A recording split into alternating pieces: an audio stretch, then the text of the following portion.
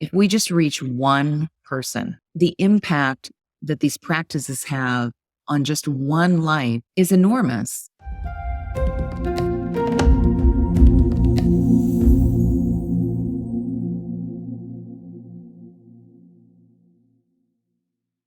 So welcome to our first 2023 Views from the Field episode. We continue this year with the support of our co-creator and producer, Mark Foreman of Sing to the Mountain Studios, as we move to posting our 2023 episodes on the new Views from the Field YouTube channel. So if you're watching this, please click subscribe and help us grow. It's much appreciated. We're also community supported, so as you discover any insights from our dialogues with our guest teachers, there is a link down below to click on if you'd like to leave us a small donation. That also is much appreciated. So with that being said, today I am thrilled to be joined with our guest teacher, Ashley Nelson. Welcome, Ashley. I have great appreciation for you being here today. Thank you. Thank you, Alan. It is an honor and a privilege for me to join you today. Well, thank you. Our honor. Thank you. So I'm going to introduce you a little bit.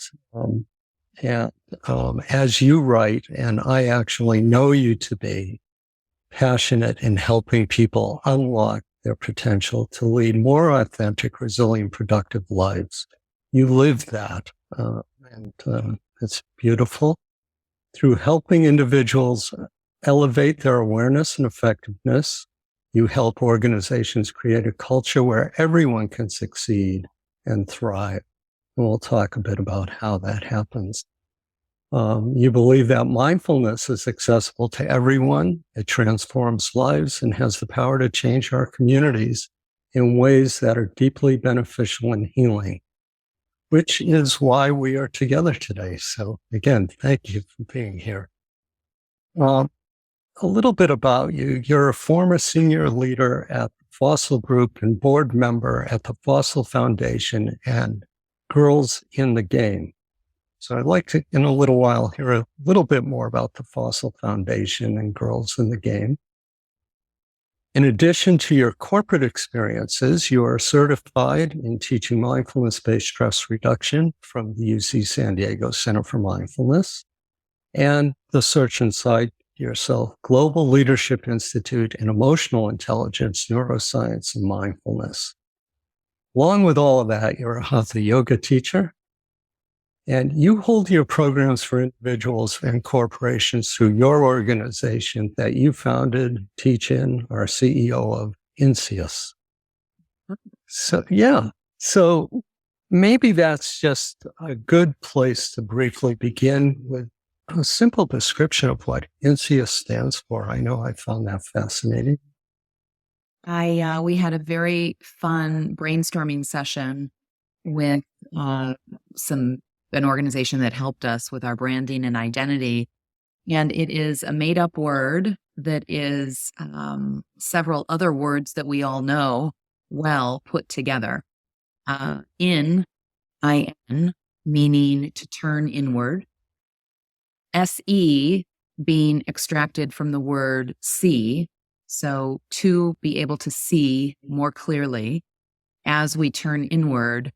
U and S are extracted from the word purpose. So to go inward and be able to see a little more clearly our purpose in life, our purpose in this world. And I also loved when we landed on this, the idea that U and S also make the word us. So it is much more inclusive as opposed to exclusive. So that's where Inseus comes from. Thank you. That's very beautiful. And let's take a look at that. I love the global nature of it. How did this begin for you? Where did mindfulness move into your life and work?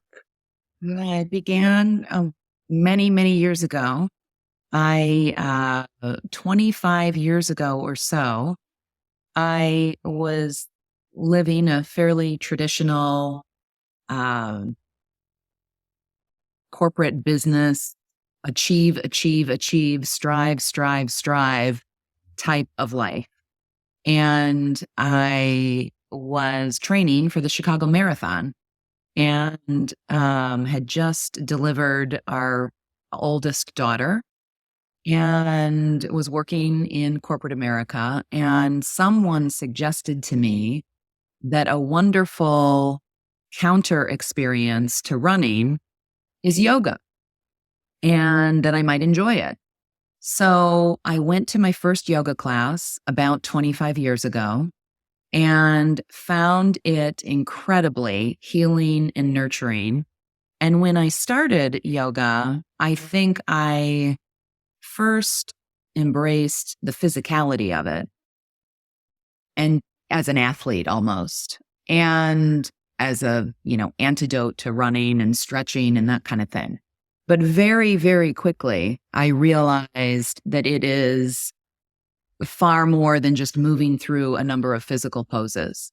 And what became incredibly nourishing and eye-opening for me was learning breath techniques and finding a little bit of silence and space in this particular practice. And so I just kept going, really. And a few years later, it was so much a part of my regular daily life that I decided to embrace a teacher training. And through that teacher training and through that certification, I was introduced to meditation, because meditation was a daily part or requirement of our hatha yoga teacher certification. And so I started meditating 30 minutes a day. For the first time in my life, I had not been introduced to meditation prior to practicing yoga as a student and then prior to this teacher training.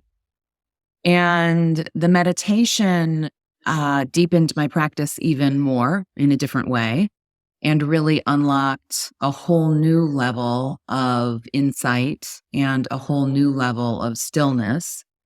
And things just continued from there. I, stumbled across Jon Kabat-Zinn and Mindfulness Based Stress Reduction a year or two after I finished my yoga certification. And I searched it out a little bit because we were struggling with some very heavy, difficult times on the family front with our oldest daughter, who has struggled for about 10 or 12 years with some chronic mental health issues. And as I was exploring various treatments and support for her, I was introduced to Jon Kabat-Zinn and this whole practice or curriculum around mindfulness-based stress reduction. And up until that time, I really thought that mindfulness was yoga or meditation. And I didn't really understand necessarily that there is another way to practice mindfulness as a way of life in every single moment. For some reason, I sort of compartmentalized this idea of, I go to yoga class and I practice yoga. I go to my mat and then I leave my mat and I'm immersed in the rest of my day.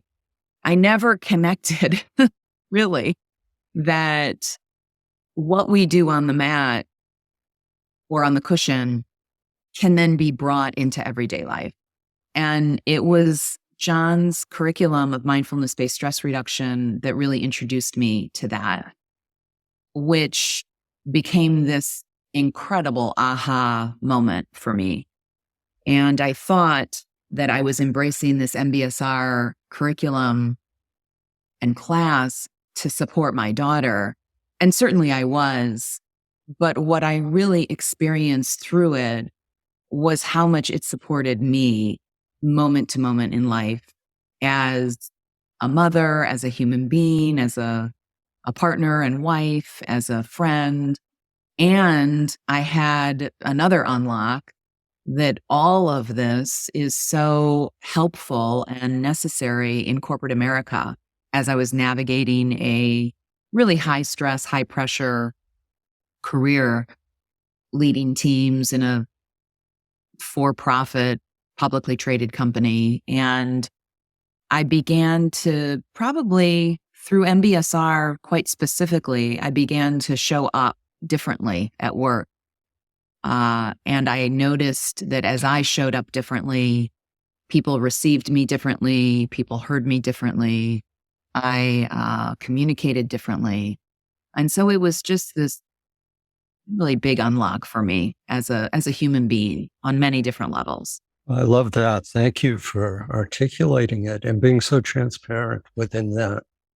So that's beautiful. And just to set that in a frame reference, what year is this now that you've discovered MBSR? I think I took my first 8-week MBSR class, and I think I probably took my first MBSR class in about 2012. So it was about maybe 2011, 2012, somewhere in there. So it was about 11 years ago or so. And then I have since gone on to do a number of other, studied with a number of other teachers, but the other certification that is quite important in my life is this Search Inside Yourself certification, which is another mindfulness-based curriculum, but they really package a lot of the practices and the conversation around corporate America. And because I was in corporate America for so long, I do find it, I found it quite helpful when I went through it the first time as a corporate America executive. And I do find it quite helpful as well, to sort of blend and bring certain things and learnings from Search Inside Yourself, as well as, of course, MBSR, which from my perspective, MBSR is such an incredible foundational practice for all of this. I agree. Yeah. Yeah. So when you're in corporate America and this is happening, and I love how you're recognizing that this is not simply a program or a practice on the cushion and you're bringing it into your life. That's so much what we emphasize now. Did you notice the change, or was it more that the teams you were working with and the people around you noticed that you were changing? I think it was both. I think that first I noticed the change, and I probably noticed the change most significantly if I reflect back at that time, which was quite a long time ago. I probably noticed the change in how I absorbed or didn't absorb certain stress. I noticed that I became more agile, and I noticed that I was not as reactive, and I noticed that it was easier for me to have more authentic, honest, vulnerable conversation with people that just didn't spin into high emotion and reactivity, which is so easy to spin into. I think anywhere in life, but particularly in a fast-paced, constantly changing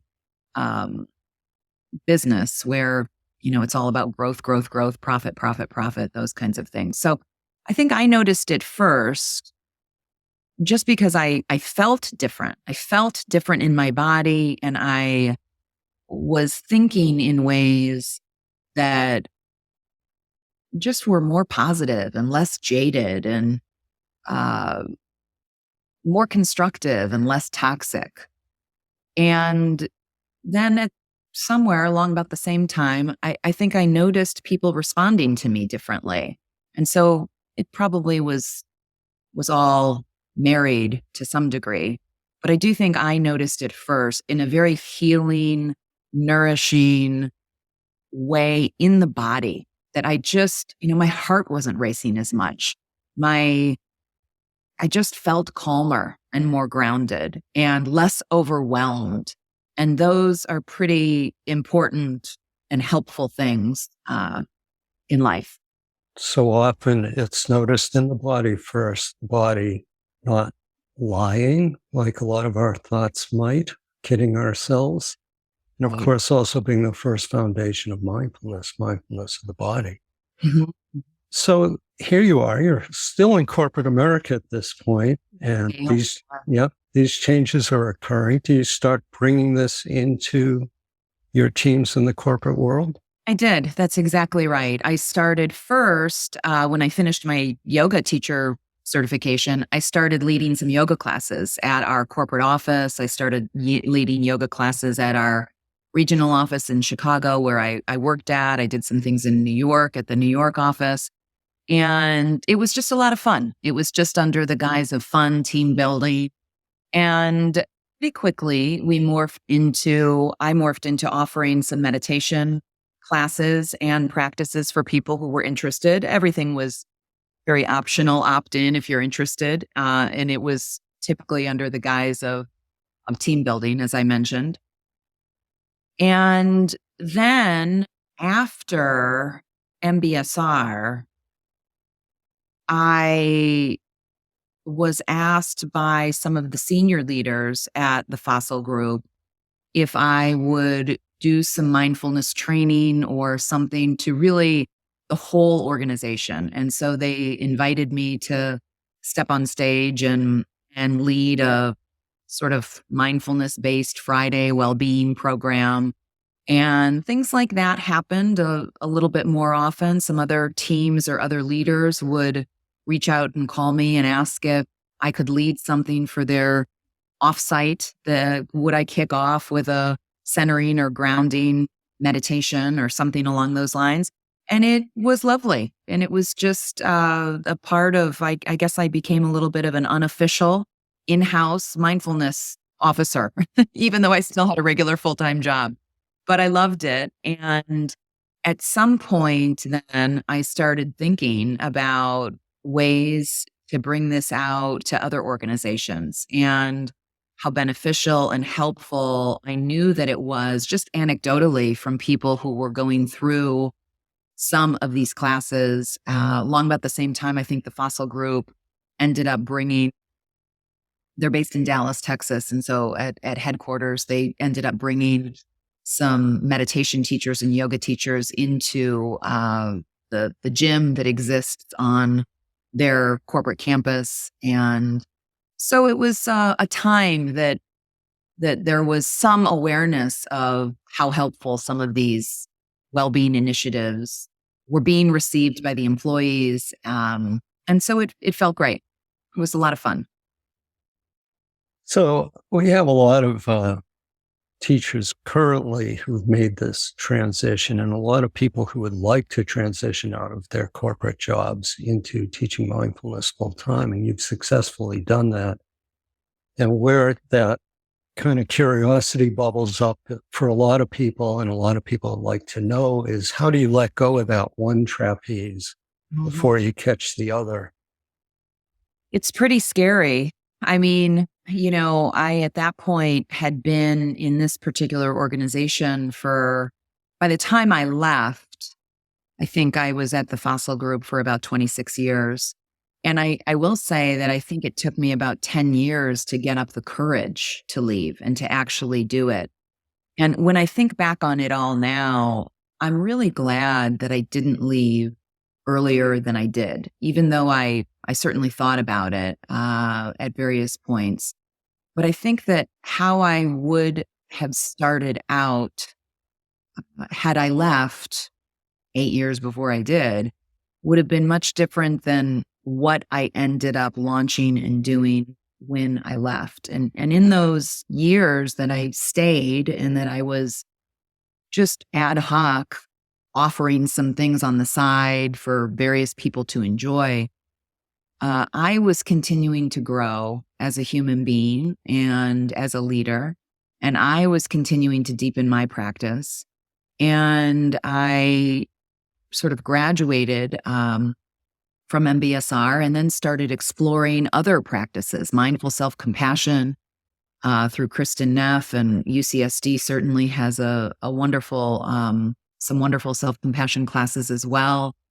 I again found this Search Inside Yourself program that was originally a mindfulness based leadership development program, I think at Google. And since they've sort of spun off and they bring it to many corporations. And I was finding different languages and ways to bring mindfulness out to others, but also different ways to integrate it into my own life.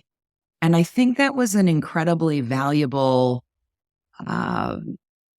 time that helped create more of a foundation for me when I did choose to leave. First of all, it introduced me to many other teachers in the community and many other curriculums.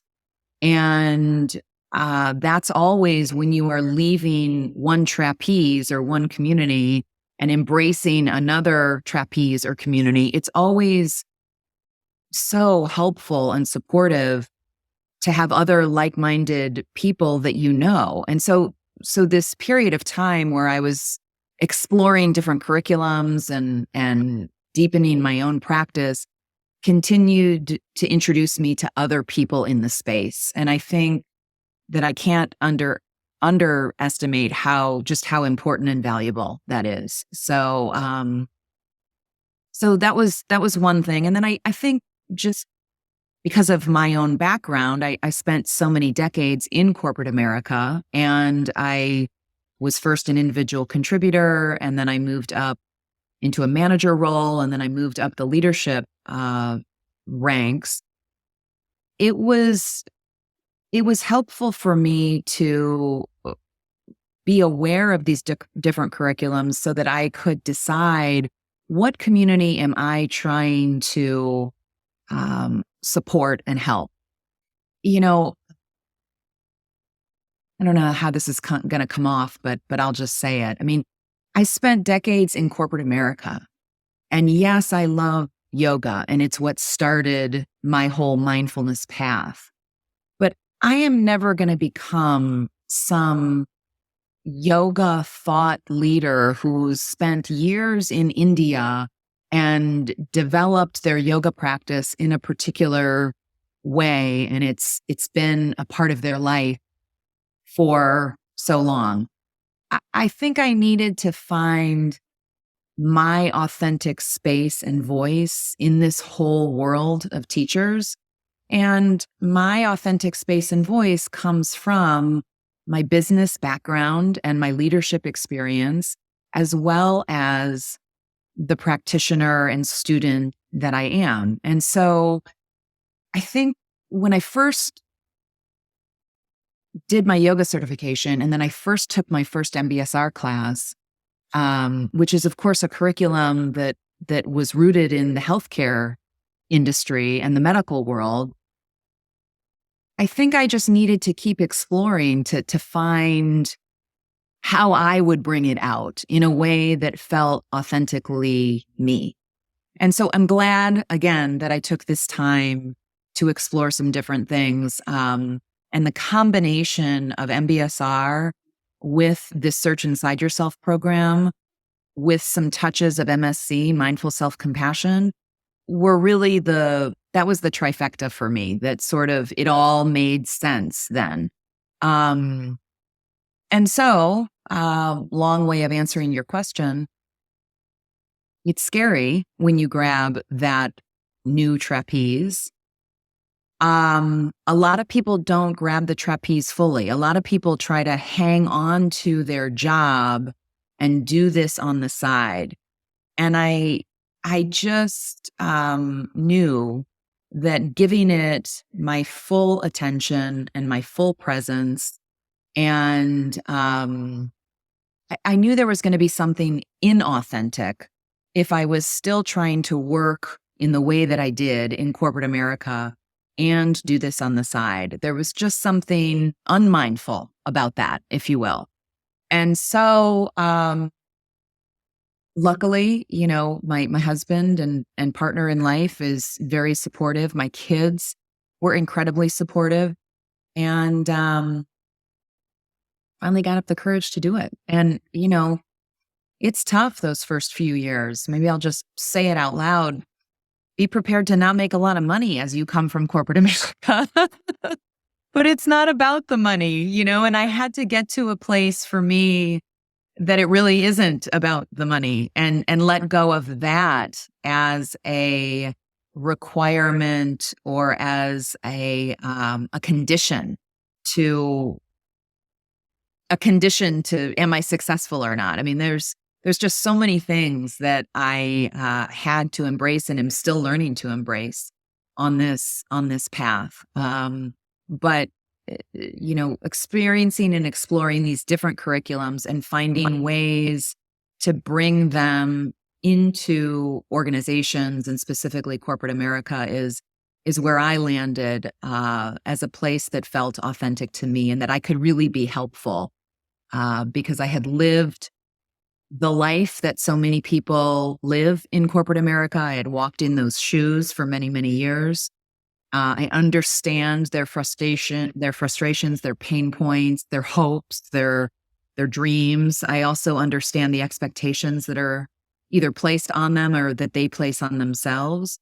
And then, of course, this beautiful practice that mindfulness is. It's just my hope that we can offer a little bit of peace, a little bit of insight, and a new way of looking at what's important in life. Thank you, Ashley. Yeah, this speaks to a huge amount of integrity and showing up as you.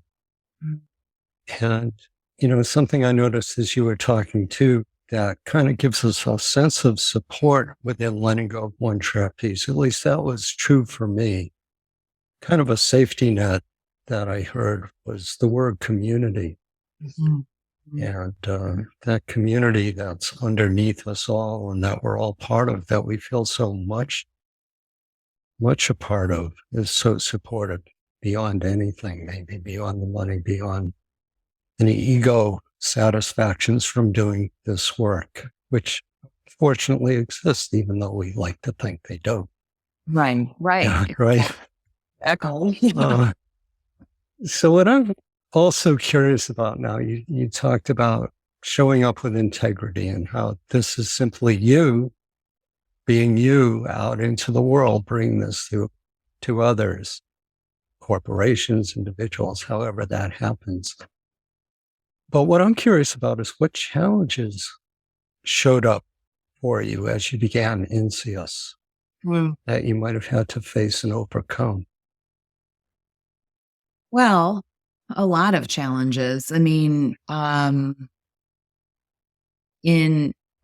couple things are sort of racing to my mind as you ask that question. The first challenge that I think kind of I slammed into pretty hard is the challenge of the ego. And, I had gone from a place in a mid-sized publicly traded company, and I was a member of the senior leadership team, and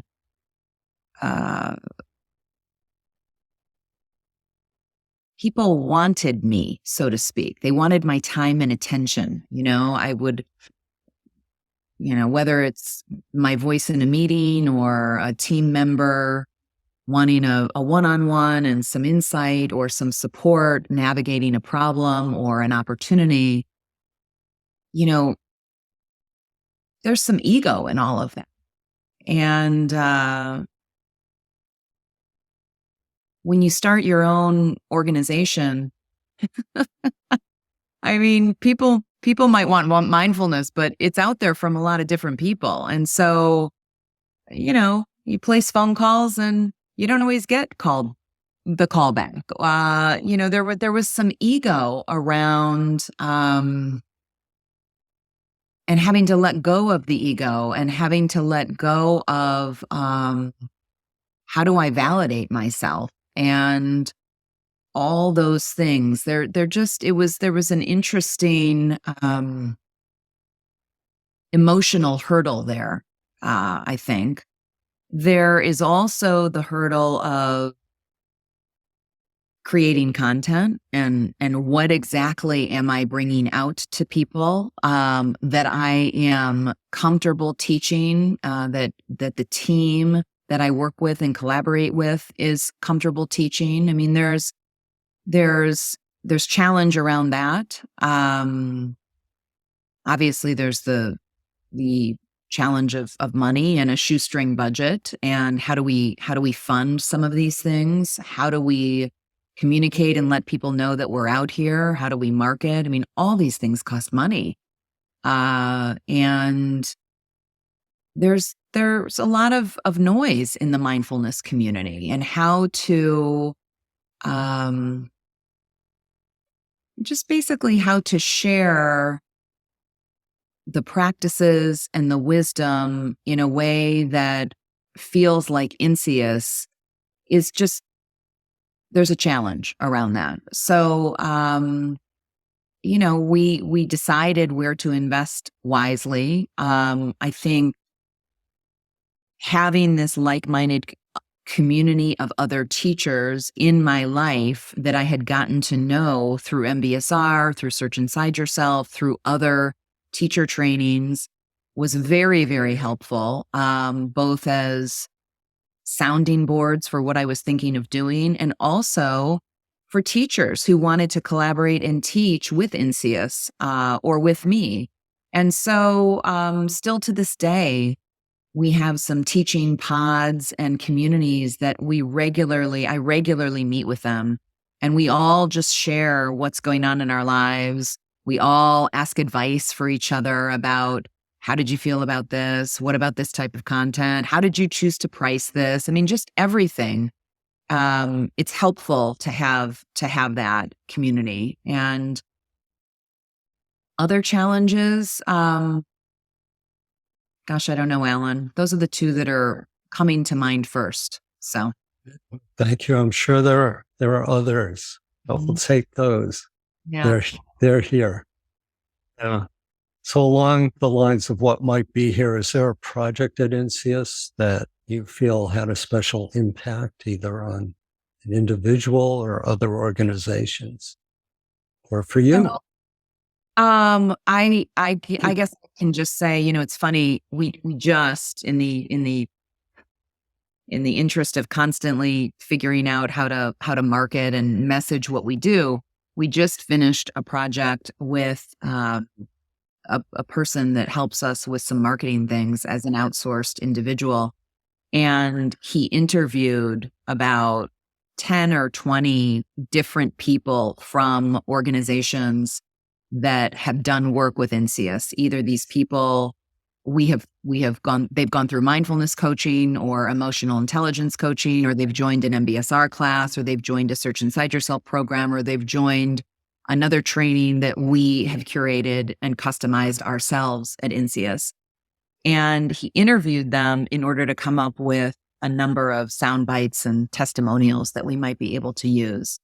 And so in answer to your question, is there one project or one thing that I feel good about? It's been really beautiful to read the feedback from these people who have experienced different things. There isn't necessarily one that I would highlight. I would say that, the type of person that embraces MBSR, if you embrace MBSR, you're really going to get a lot out of it. And if you embrace the Search Inside Yourself program, you're going to get a lot out of it. I mean, both of those programs, people say, are just life-changing for them. And they were life-changing for me, so I can relate.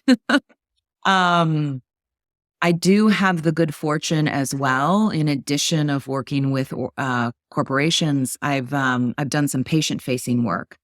And I've been fortunate at Northwestern Hospital. There is an individual there who sort of runs a mindfulness-based intervention research team.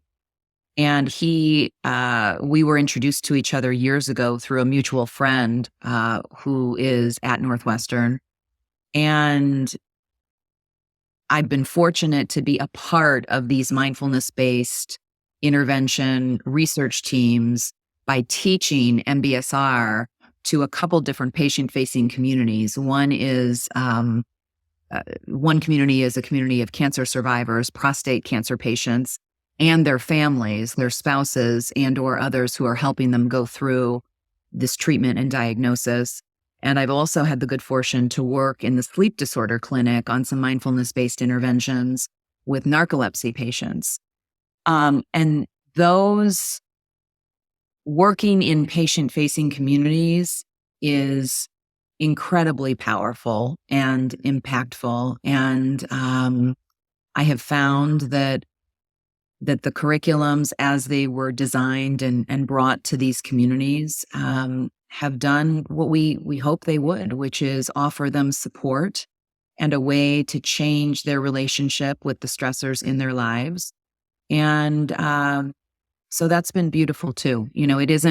I wouldn't say the patient-facing aspect of things is the bulk of my work, but I'm really, really fortunate that it is one leg in the stool or so of my work, because it's really powerful to meet people with these practices in times of great need for them.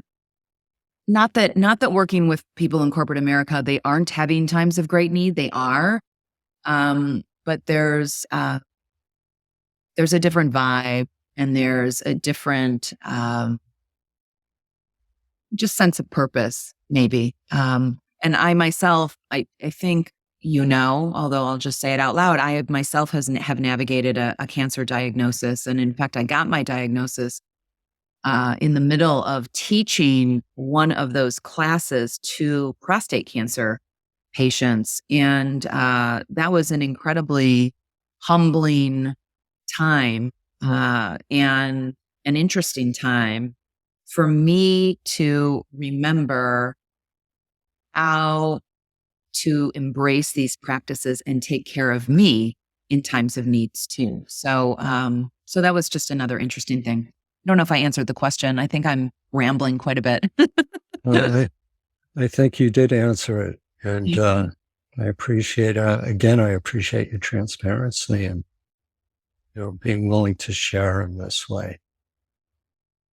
So in your dream of dreams, if you can project forward, even though our work is all about being present in the now, where in your dream of dreams do you see Inseus or yourself growing in the field, growing in community, growing in the work that you do? I think that I feel strongly that we're on the right path and track. And really, I don't have a number of people that I need to reach as a benchmark. I don't have a type of person or a size of organization. I was asked to do some meditation and mindfulness training for some high school kids who are in the who are rowers in Chicago. We have a rower in our family, and because of that, I was asked to help some of these high school kids. This particular rowing club had been navigating some really tough stuff, suicides and tragic deaths and loss of a few of the high school students in various ways a few years ago. And I remember talking to the head coach, who said to me, if we just reach one person, that's enough for us. Just if these practices support one high school kid and it helps change their life, that's enough for us. And I really do feel that way about Inseus as well. There's ego in becoming some big thought leader and doing business with these big companies and scaling programs and developing an app and, all this stuff. And I think about all those things, and we might do those things. And I keep bringing it back to the impact that these practices have on just one life is enormous and so meaningful. And through that one life, you touch so many other lives that you can't really quantify how many people you're touching, because one person touches their family and their community and the organizations they work in. So I think we're on the right path. I really do. I do think about scale, and I do think about digital learning and access with an app. And we're exploring some things. And I'm not sure. I'm going to keep feeling it out day by day, one day at a time. That's what I do. Yes. Landing in the not knowing and being unsure. And, what comes to my mind is something taught to me at UMass in my training, that form follows intention. And holding that intention of, it's enough, one person, Mhm. and the form of who we are kind of enters into that. And if it's somebody who's been in the corporate world and you're able to now develop and reach other corporate entities or scale up in some way, so be it. It's not coming from that ego place. It's coming from That's that right. original intention. And that's beautiful intention, one person at a time. Yeah. It's just hard. You get into scale and you explore some of these apps and some of these digital learnings, and everybody wants you to dumb it down, and they want it in 10 minutes or in 8-minute snippets. And I understand why. I understand the attention disorder that we as a society are living through right now. So it's not to say that I won't, and that we don't do those things. We do, but um, there's just real life-changing impact when you give mindfulness the time and space that it deserves and that an individual needs in order to have their aha moment, because it just doesn't always happen in 8, 10, 20 minutes. The aha moment is still happening for me, and I'm decades in. So, Yeah, beautiful.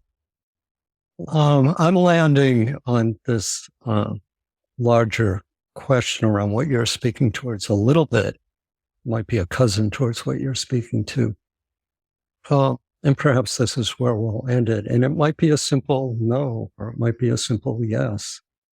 And it's around AI huh. because it's moving into my awareness. And I'm a bit surprised by it, and I'm a bit overwhelmed by it, and I'm a bit curious as to, already with the speed of life and attention deficit disorder and what you just spoke to, how AI is going to affect things. So are you seeing it in the corporate world? Are you seeing it with your children? Seeing it in the work? I am. I mean, I think, we're all experiencing AI, and sometimes we don't even realize that we're experiencing it. I mean, I go to my phone and I change someone's phone number or their email address, and I think that I've changed it and I've deleted the old address. And then I go to my phone a week later to contact that person, and, there's some embedded memory that it pulls up the old number. And I was like, no, I don't want that number. I don't want the old number. I want the current number. Anyway, it's not exactly AI, but we are all, AI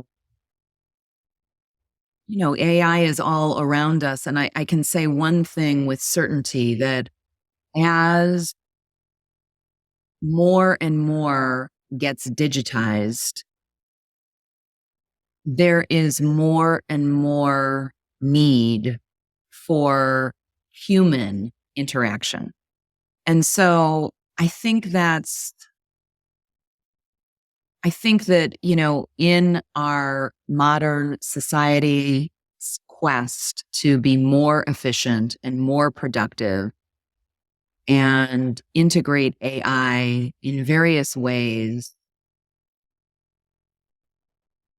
there is then hopefully an awareness of how important the human element of things is in interactions with people and in building connections. And so the organizations that we like to partner with are aware of this. They are aware of how important the human element is and how the human element really differentiates wise strategy and wise execution. It's not to say that AI can't help in certain lanes and in certain repeatable tasks, and can't make things more efficient in some ways. But we gravitate towards, and the organizations that gravitate towards us are very aware of how important the human element is in the midst of all of this. And I do think that because mindfulness is really all things human, it speaks volumes to how important our field is in the future. So I don't have any fear of AI necessarily, just an awareness that all good things can go awry. And so, how can we find the ways to use this technology and also dial up our human connection and human awareness and human insight, to just continue to make the world a better place, using both of those things, leaning into both of those things. So. Well, thank you, Ashley. That frames it in a beautiful way and how it might support our work. We'll see. It's too soon to tell. Yeah. Exactly. I'll embrace the positive on it. Well, again, anybody who's watched this can see why I appreciated you being here today and continue to appreciate you. And thank you with deep gratitude for all your insights and your work. And Inseus is growing, and may it continue to grow, and may you continue to grow with all of it. Thank you. Thanks, Alan. It was, again, a pleasure and an honor. Thanks so much.